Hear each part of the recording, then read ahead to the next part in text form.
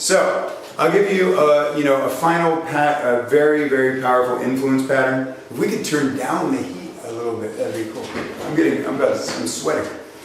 A final influence pattern. Too hot, too cold. I know, it's like the Katy Perry song, right? I guess so. Close by reinforcing a benefit. Why do I say turn benefits into questions that close? Because there's nothing, when people close something, one of the first things they do is go, should I have done that? Even if they're a great decision maker. Did I spend too much money? But if the last thing they're thinking about when they decide to spend money with you is a benefit, it really nails the sale down. Plus, closing with questions makes it think their idea to buy from you. Not that they don't feel that they've been forced or convinced, they feel it's their idea. So let's go over this real quick. One of the most common mistakes salespeople make when it comes to actually closing a client is trying to convince them to buy rather than entice them. Convince versus entice. What's the difference between these two? Convincing is like really persuading someone, assuring them that their fears are unwarranted. Let me just explain to you again the features and benefits of my product. Let me convince you how great I am. Right? Almost kind of like breaking down their barriers. Enticing is tempting them. Asking questions, and notice how this is underlined and in bold, that cause clients to see for themselves the reason they should buy. Right? Using this technique ultimately causes them to close themselves, or at least that's how it'll feel. Think of convincing as pushing a client and enticing as drawing them in. Most of the time, when a client begins to show reluctance during a close, the salesperson will immediately ask themselves, what can I say or do to get this person to buy? Does that make sense? But what you want to do is go, what should I be asking that will cause the client to see for themselves why they should buy? You all follow me on that? Mm-hmm. Right. So one of the most stunning examples of this powerful benefit questions came from a political study that was done in the UK. And it was really interesting. A politician had just gotten the results of an opinion poll, and it said 72% of the people polled opposed the draft. So the politician goes to that exact pollster who just did this poll, and he says, hey, you know what I want? Go out and do another poll, but I want you to get the opposite answer. And the guy says, what do you mean? He says, well, do a national poll, but I want the results to come back that people are for the draft.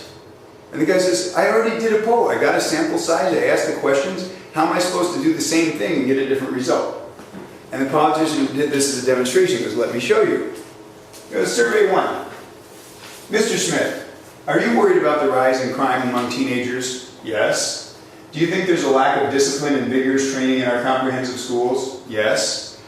Do you think young people welcome structure and leadership in their lives? Sure do. Do they respond to a challenge? Oh yeah. And might you be in favor then of reintroducing national service? Actually, yeah.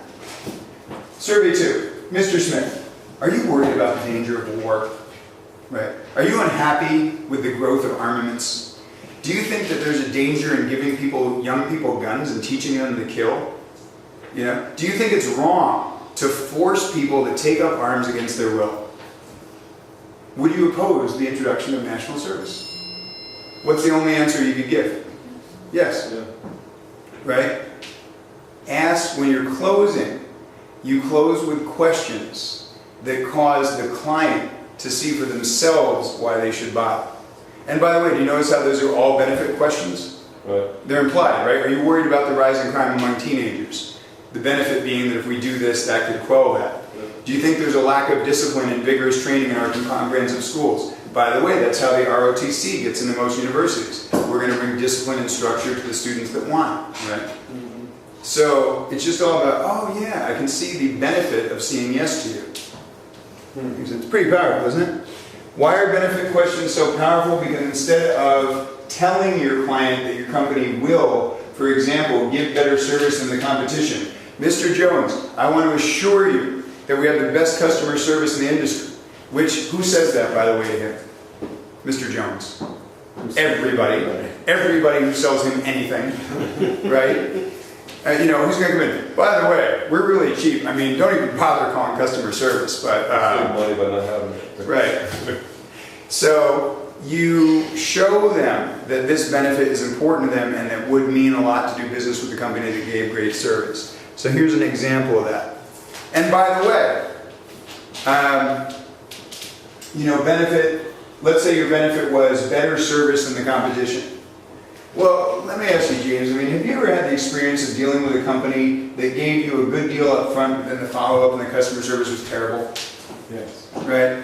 I'm just interested, because you probably know your numbers. How much do you think poor customer service has cost you in not only personal anger and frustration, but lost revenue for your company?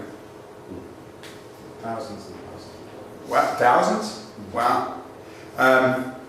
Would it help you to decide to work with our company if, in addition to a great deal up front, we could offer you some of the best customer service in the industry?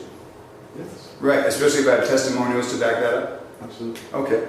A benefit question should elicit agreement that your potential client wants that benefit, or should get the client to think about or admit problems or losses they've had in the past. Make sense? Most of all, benefit questions should be conversational. Closes should never sound like closes. Mm-hmm. Right? Everybody goes, hey, it's time to autograph the paperwork. Is probably a beginning salesperson, because you basically said, hey, I've just stopped relating to you as a human being, and now I'm relating to you as a giant wallet. Here's a pen. Right? Closes should be conversational. You don't want to break rapport at the last minute by making the person feel that the whole thing was about money. You want to get them to go. Most of my clients at this point, by the time I work with them, they say to me, they'll stop me ahead in my close. I go, well, what do we need to do to get started? Because they don't realize that I've been closing them the whole time.